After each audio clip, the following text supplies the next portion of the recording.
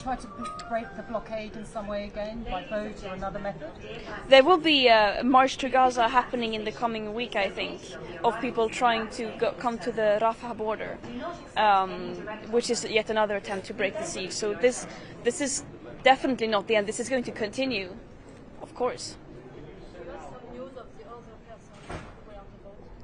I don't, which is very worrying, because people were not being treated well. I was not able to say goodbye to people, and I don't know what's happening, and there were many issues. When you say they're not treated well, what do you mean? Well, could you elaborate for us? Obviously in a very dehumanizing way, but of course I have to stress nothing compared to what Palestinians are going through. But still, can you give us some, what happened to you when you arrived in Ashdod port? I mean, were you taken off the boat? Was there any violence? Were you detained? How? Where? No, I prefer not to go into details about that. We arrived there, we were detained, and then we were, yeah. I don't know if you know, but Donald Trump commented about you being stopped in Ashdod. He said, you're an angry young woman who needs anger management. What did he say? I have no connection to anything, so I don't know what's happened. Basically, he said that he was reacting to what has been said about Israel capturing you. He said, that this is not not be kidnapped. Israel doesn't need that right now. And they said, Greta Thunberg is, I quote, a young angry woman. She needs anger management sessions. Well, I think the world needs a lot of more young angry women, to be honest, especially with everything going on right now. That's the thing we need most of. You said, Alan, what did you gauge your success rate would be? Sorry? Was it a success? Your success would be in achieving. We were very well aware of the risks of going on this mission, and as I said before, there has been many previous flotillas on similar missions that have been either attacked, intercepted, or actually reaching Gaza. So, of course, the aim was to get to Gaza and to be able to distribute the humanitarian aid. We were 12 peaceful volunteers sailing on a civilian ship carrying humanitarian aid on international waters. We did not break laws. We did nothing wrong, that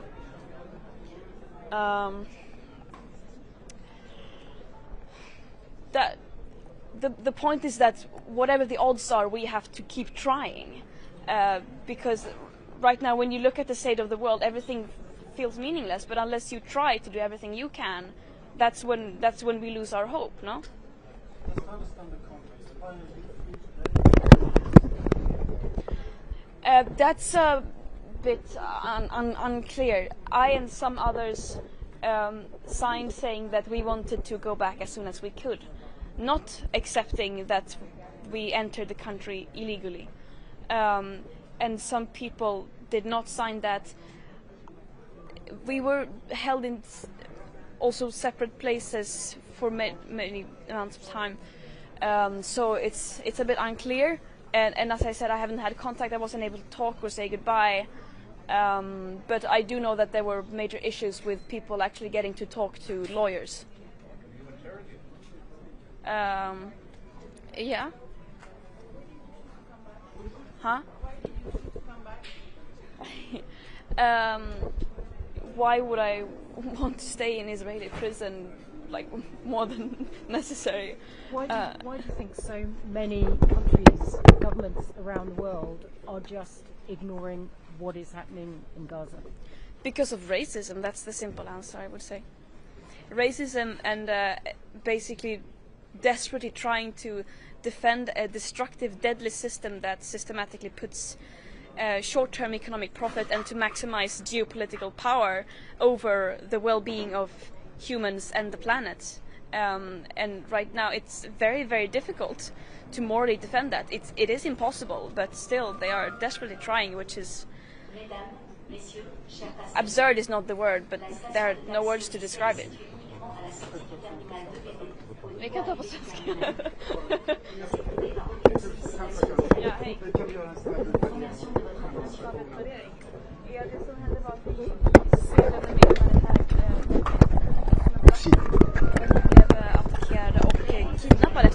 internationellt vatten av Israel och tagna till Israel mot vår vilja.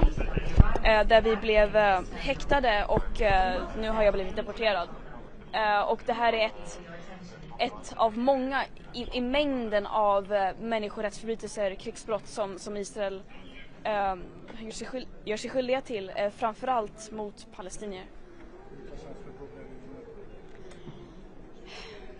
Såklart,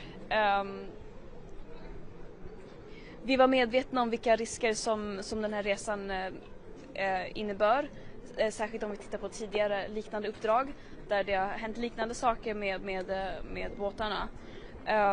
Men såklart väldigt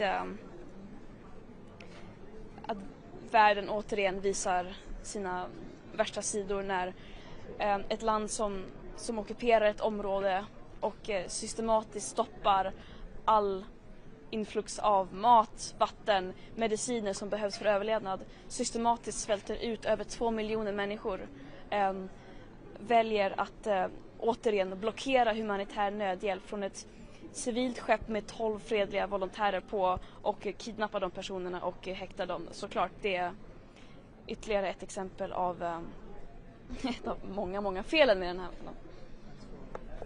Many people remember Mama, 9 people were killed. Were you worried that you might actually get killed or severely injured?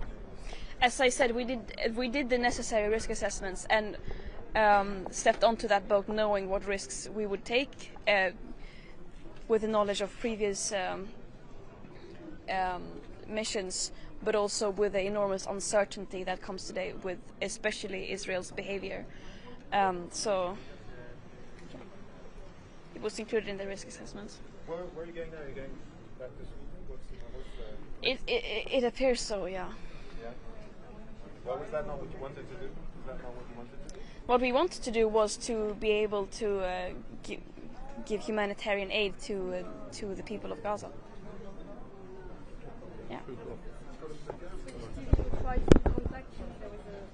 Oh, thank you. Thank you.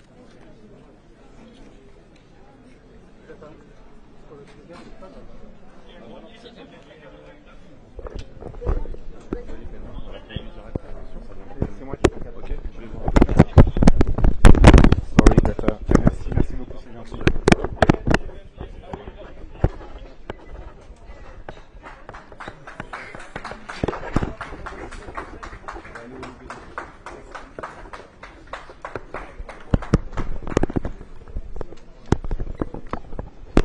Pardon, monsieur.